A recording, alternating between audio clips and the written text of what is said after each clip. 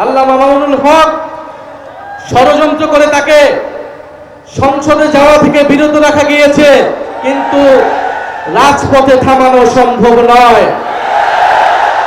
আমরা সংসদে আছি জুলাই সনদ বাস্তবায়ন, গণভোট বাস্তবায়নের পক্ষে কথা বলার জন্য, আর রাজপথে আছেন আল্লামা মামুনুল হক সহ নাসিরউদ্দিন পাটোয়ারীরা। ইনশাআল্লাহ আমরা একত্রে আছি।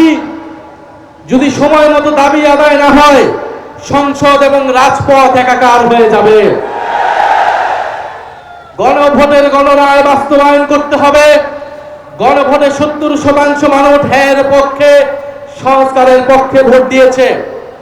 আমরা এখনো একটু কথা অল্প করে বলছি, কারণ দেশে অনেক সংকট, দেশের মানুষ ভালো নেই, দেশে জ্বালানি সংকট, দেশের মানুষ চিকিৎসা পাচ্ছে না, হামের চিকিৎসা পাচ্ছে না, দ্রব্যমূল্যের ঊর্ধ্বগতি, তেলের দাম বৃদ্ধি হয়েছে। বিরোধী দল থেকে দায়িত্বশীল বক্তব্য দেওয়া হয়েছে, সরকারকে সহযোগিতা করতে চেয়েছি।